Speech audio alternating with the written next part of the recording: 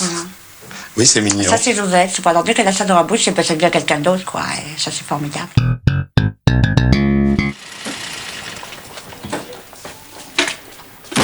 Tapant dans le mille avec leur sujet, les bronzés ont été dépassés par leur propre succès. Les 200 places du Splendide ne suffisent plus à accueillir un public de plus en plus nombreux. C'est pourquoi ils ont transporté leur décor au Théâtre de la Gaîté-Montparnasse.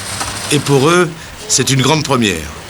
Car jusqu'ici, ils n'avaient jamais joué dans un vrai théâtre et ils sont émerveillés.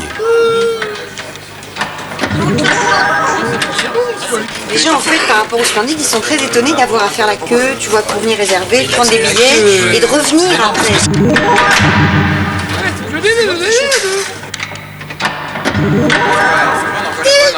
En tout cas, c'est moins pratique qu'au Café Théâtre. Mais ça, c'est normal aussi, je veux dire. C'est pas exactement la même démarche. Ils viennent au Café Théâtre comme au ciné, alors que là, il faut se déplacer, il faut réserver. Moi, je suis sûre que c'est la formule du théâtre qui veut ça.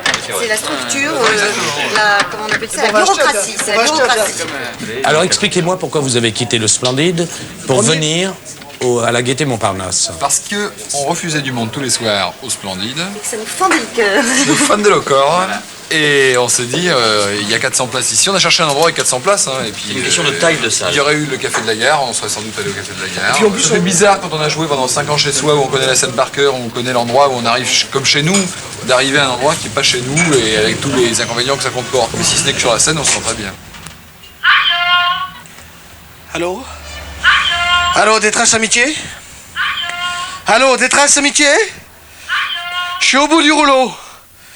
Qu'est-ce que je dois faire? Appuyez sur le bouton. Ouais. Parlez-moi d'une cabine qui fonctionne.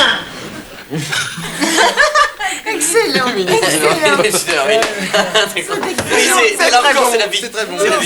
Les bronzés, alias l'équipe du Splendide, viennent de présenter dans leur café-théâtre « Le Père Noël est une ordure ». Spectacle dont ils sont, comme d'habitude, à la fois les interprètes et les auteurs. Ce qui semble avoir fort impressionné la critique parisienne, beaucoup plus habituée à saluer une personnalité qu'une collectivité. Mais comment écrit-on collectivement?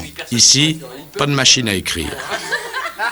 Pour le Père Noël, ça s'est passé entre les deux films. Il fallait qu'on écrive une pièce pour le théâtre parce qu'on avait envie de jouer un petit peu, de s'amuser, parce qu'on s'amuse quand même plus au théâtre finalement.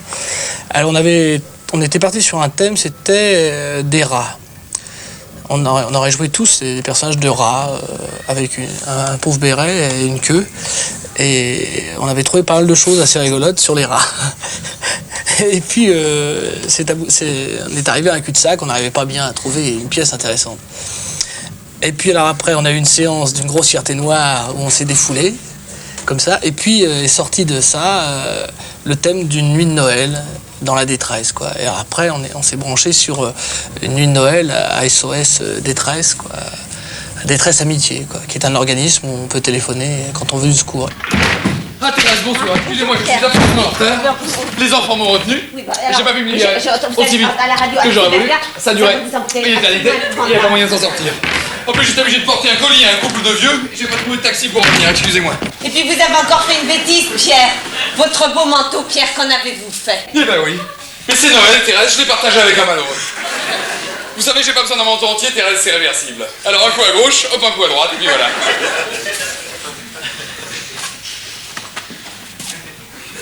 J'ai donné la moitié où j'avais mon portefeuille. Je veux dire, on travaille tellement ensemble tout le temps que les idées...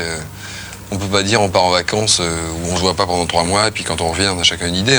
Quand on est tout le temps ensemble, c'est une espèce de bouillon de culture d'idées, si je puis me permettre. Les cadeaux, on se les ferait maintenant ou on attendrait minuit? Oh mais vous avez peut-être raison, on attend que c'est calme. Hein. Oui. Finalement à minuit c'est toujours le coup de feu. Joyeux Noël, Pierre. Oh, merci beaucoup Thérèse. J'espère que c'est bien ce que vous vouliez. Oh écoutez Thérèse, c'est formidable, écoutez. C'est difficile de vous faire plaisir, hein, vous avez tout. Oh mais Thérèse, mais rien que d'avoir pensé que c'était Noël, c'est formidable, écoutez. Oh. Non mais regardez d'abord. Mais de l'extérieur c'est déjà magnifique, écoutez Thérèse. Oh. Oh. Alors écoutez Thérèse, une serpillière, c'est formidable, écoutez. C'est formidable. C'est un gilet. C'est superbe, je suis ravi Thérèse. Je suis ravi. Moi j'ai hésité, hein. J'avais d'abord pensé du verre bouteille, comme je sais que vous aimez aimez bien. Oh, et je me suis dit, dans ces coloris-là, ça changera. Ah mais non, vous avez tout à fait raison, regardez le gris, le bordeaux, ça va avec tout, écoutez. Et puis ça fait distinguer. Je suis ravi, y a pas de dire. Et puis là, en même temps, j'ai l'impression que c'est très jeune, écoutez Thérèse. Je suis ravi. Anémone, vous faisiez pas partie de la troupe du Splendide avant? Ah non, mais j'en fais toujours pas partie, je suis une extra.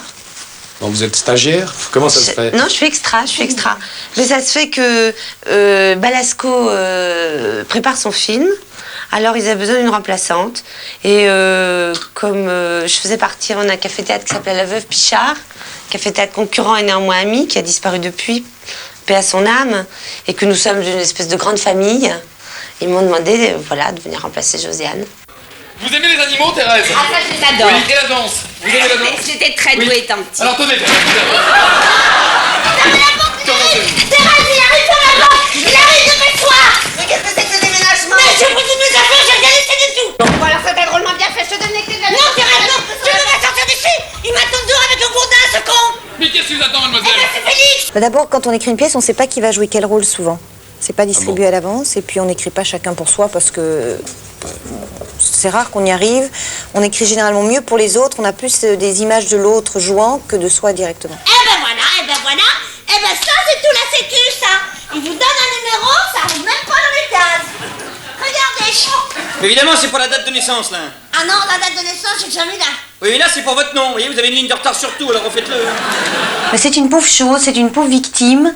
C'est un cas social, mais qui ne sait pas, qui a une pêche terrible, qui est vachement battant, qui est vachement combattant, alors qu'en fait, c'est vraiment. C'est un drame humain, quoi. Est-ce que c'est chouette à jouer? Oh, c'est génial. C'est génial parce que, comme bon, je me mets un truc qui me transforme la figure, que je vais te montrer, t'as l'impression que tu peux faire des choses que tu ne peux pas faire quand t'as ta vraie petite figure à toi, avec tes cheveux et tes yeux et normaux, tu vois. T'as l'impression que t'es protégé, ce qui fait que moi, ça m'a vraiment ouvert énormément de possibilités et ça m'a permis d'aller vachement loin, vachement fort dans l'intensité, dans la dérision, dans la méchanceté, dans la vulgarité, tout ça, c'est vraiment formidable. Fais voir ce que ça va donner, non? Alors, tu vas voir. Voilà. Oui, c'est mignon. Ça, c'est Josette. C'est pas leur dire qu'elle a ça dans la bouche, c'est peut-être bien quelqu'un d'autre, quoi. Et ça, c'est formidable. Voilà, exercez-vous une activité professionnelle? Ça dépend. Alors, évidemment, on vous demande de répondre par oui ou par non, alors ça dépend, ça dépasse. Hein. Mais évidemment, ça dépasse. C'est ce que j'en ai depuis une heure. Je suis pas plus bête qu'une autre, quand même. Oh. Qu'est-ce que c'est que ça? Zizette épouse X? Zizette épouse X. Ah oui, bah, excusez-moi. Vous savez pas lire? C'est écrit là en tout petit. Voyez, il y a écrit pour les femmes mariées ou veuves, mettre le nom de la jeune fille, suivi de 2 points, épouse X ou veuve Y. Alors moi j'ai mis Zizette épouse X. Ah mais c'est un boulevard, cette pièce est un boulevard. Je pense qu'il ne faut pas dire, parce que cette pièce se joue maintenant dans un théâtre, oh c'est dommage, c'est un boulevard. Cette pièce a toujours été un boulevard, c'est un boulevard. Il se trouve simplement que maintenant que nous sommes dans un théâtre, ça se voit plus nettement et plus clairement. Faire une pièce sur un organisme de répondeur au téléphone, c'était pas très scénique. Alors on s'est dit, il faut faire intervenir des gens et on a bâti toute une espèce de structure comme ça, de vaudeville. Mais enfin, ma pauvre Thérèse, mais ça fait au moins 2 ans que j'y crois plus, moi, au Père Noël. Et qu'est-ce que c'est que ce personnage? Ah, c'est un espèce de dépravé. Enfin, c'est un... Comment expliquer? C'est quelqu'un... C'est un clodo, déjà. C'est un clodo, oui. C'est un... Un clodo amoureux. Un asocial. Ouais. C'est un clodo amoureux, c'est une épave, quoi. C'est un parasite. Voilà, le terme, c'est un parasite. Et est-ce que c'est agréable de jouer ce genre de personnage? Ah oui, c'est beaucoup plus agréable que de jouer des jeunes premiers ténébreux. Il n'y a rien de plus ennuyeux que de jouer. Moi, j'ai de la chance, j'ai un physique qui m'a un peu marqué dans ce genre de personnage. Et je m'en réjouis parce qu'il n'y a rien de plus ennuyeux que de jouer des belles gueules ou des jeunes premiers. Depuis 3 ans, je dors seule et je n'ai plus de vie de femme. D'ailleurs, je ne m'en porte pas plus mal. Pour toi, ça a été un petit peu un tremplin, ça a même été un grand tremplin, le Splendide. Oh, bah, oui, enfin, un tremplin, c'est pas fini, quoi. Alors, Alors, vous êtes content? Vous avez encore un tabac ce soir? Alors, combien Alors, 45 de plus qu'hier. Ça monte. Ouais, ça monte, ça monte. Et demain, ça commence comment alors? Ah bah demain, il y a à peu près une centaine de réservations par téléphone déjà. Oh, ça se présente bien. Non, moi, ce que je me bien. demandais aussi, c'est quand les gens rentrent là, Ouais. comme il n'y a personne qui leur dit, pour les histoires de balcon numérotés et tout, ça fait souvent un petit embouteillage. Ça bouchonne. Bah ouais, mon vieux, mais faut voir le monde que t'as, c'est tout. C'est vrai qu'ici, le samedi, c'est quand même 15 fois plus le pied que chez nous. Plus la salle est grande, plus il faut être précis et c'est ça qui est bizarre. Et est-ce que le public est le même? En tout cas, on n'a pas remarqué qu'il y ait une différence de réaction entre les gens qui venaient nous voir au Splendide et les gens qui viennent à la Gaîté. Mais le fait d'être pas dans ces meubles, est-ce que ça compte pas pour vous? C'est à la fois agréable parce qu'on est débarrassé de tous ces soucis. Ouais. Et puis en plus, là, je jouer au niveau du jeu, c'est quand même plus facile d'y jouer parce que c'est des lieux qui ont été fabriqués pour jouer la comédie. Nous, on a quand même joué dans des garages, dans des hangars aménagés. Ouais. Et eux, ils ont quand même, il y a des architectes qui se cassaient le cul pour essayer de. C'est assez agréable d'avoir autre chose que 50 cm d'air au-dessus de sa tête. Mais face à la vie, ça fait quand même comme l'hôtel est chez toi, si tu veux, quand t'as un studio, mettons, tu vois. Ouais. Et t'arrives à l'hôtel, c'est nickel, mais c'est pas chez toi. Par un conseil, faites semblant de croquer. Pardon? Si faites semblant de croquer, c'est un conseil. Ah, et moi, Pierre, je fais semblant de croquer. Mais non, mangez-vous! Je vais me faire attraper par le docteur. Hein. Monsieur Brascovic? Bon, allez, un dernier. Hein. Allez, pour la route. Voilà. Vous n'en prenez pas, monsieur Mortel. Non. Si.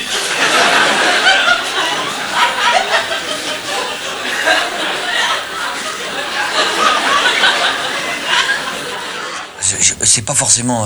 c'est peut-être ça, mais c'est pas forcément expliqué comme ça. Nous, on n'écrit pas en se disant on va faire une satire sociale. On écrit vraiment ce qu'on sent. Il se trouve qu'on regarde peut-être les gens avec un regard un peu particulier. Je vais te dire, ça va te faire de la peine, mais il faut que tu l'acceptes et que tu deviennes une fois pour toutes une adulte. Voilà. Je t'explique. Quelquefois, à l'improviste, l'amour fait l'intrusion dans la vie d'un homme et il est obligé de le suivre. Qui? Quand ils sont arrivés, qu'ils ont construit leur truc et tout... ils ont commencé pratiquement en même temps que nous, un peu après, mais ils étaient déjà faits. Ouais. Ah, ils étaient complètement... le premier spectacle qu'on était allé voir chez eux, on était écroulés. On crevait de jalousie, quoi. C'était pas du tout... il n'y avait pas des anciens et des nouveaux. Hein. Non, mais pour eux, ce qu'ils ont fait, ils l'avaient appris en voyant vos spectacles.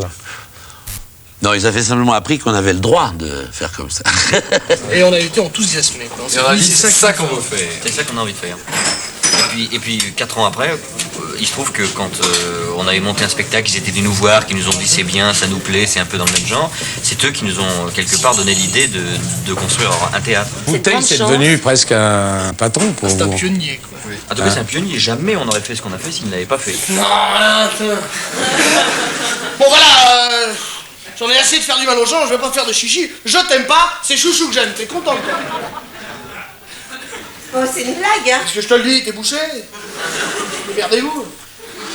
Oui, mais au café-théâtre, on avait l'impression de voir une pièce qui était très satirique, très corrosive. Ça, et d'un seul coup, ici, écoute, alors là, la pièce... on nous a dit le contraire. Nous, on nous a dit le contraire. Il y a des gens qui nous ont dit qu'au théâtre, ils trouvaient la pièce beaucoup plus grinçante, beaucoup plus méchante que ce qu'ils avaient vu au café-théâtre. Ils s'attendaient à trouver un type d'humour et un type de réaction, et ça ne les étonnait pas quand ils le voyaient dans notre salle.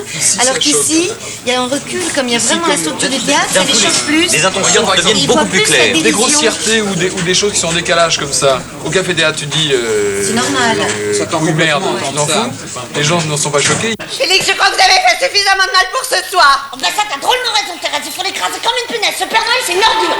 Ils réussissent parce qu'ils restent ensemble. Ils pensent que ça vaut le coup de rester ensemble, même si on a des ennuis dans une équipe, parce que c'est une équipe qui doit gagner.